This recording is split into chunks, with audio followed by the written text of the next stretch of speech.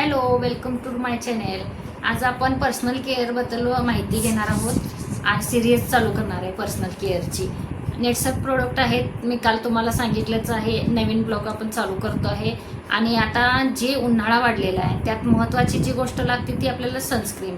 ही आपली नेटसप कंपनीची जी सनस्क्रीन आहे ती डर्माटॉलॉजिस्ट टेस्टेड आहेत, सल्फेट फ्री, पॅरेबेन फ्री आणि अल्कोहोल फ्री आहे.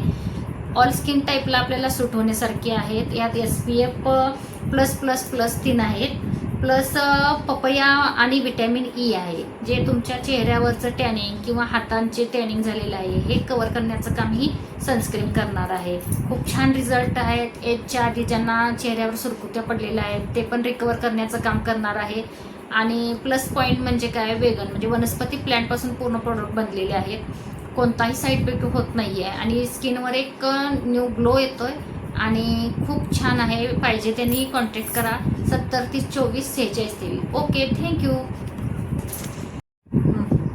हॅलो. सांगू. आता माझ्यावर आत्या टेस्ट करणार आहे, तर सकाळशी सांगितल्याप्रमाणे तुम्हाला सनस्क्रीनचा डेमो मी आता दाखवते. ऑल स्किन टाईपला चालतंय, प्लस लहान मुलांना पण हे चालतंय. आता आपण हे लावूया ह्याच्यावर. लावताना असं टॅपिंगमध्ये लावायचं सनस्क्रीन. पूर्ण चेहऱ्याचे टॅनिंग, एजच्या आधी ज्या सुरकुत्या पडलेल्या आहेत ते कव्हर करण्याचं काम आपल्याला ही सनस्क्रीन करते. आणि लहान मुलंही आता उन्हाळ्यात बाहेर सारखी उन्हात असतात, त्यामुळे स्किन त्यांची टॅनिंग झालेली असते. उन्हात जाण्यापूर्वी एक अर्धा तास तुम्ही हे सनस्क्रीन वापरून उन्हामध्ये बाहेर पडू शकता. अशी टॅपिंगमध्ये लावा आणि मर्ज करा. प्लस ही सनस्क्रीन मला खूप आवडते, कारण की मी स्विमिंगला पण जाताना लावते. असं तुम्ही लावून मर्ज करा.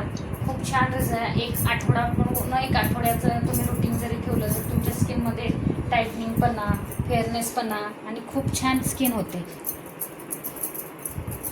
आणि गार मस्त बनते, मला खूप आवडते.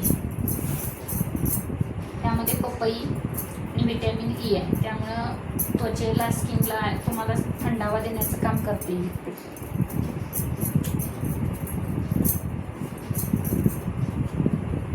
स्किनमध्ये तुम्ही बघू शकता किती फरक पडलाय तो, मगाची स्किन आणि आत्ताची स्किन.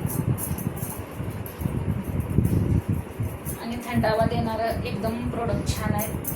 कोणाला पाहिजे असले तर कॉन्टॅक्ट करा. 70 30 24 46 23. Okay, thank you.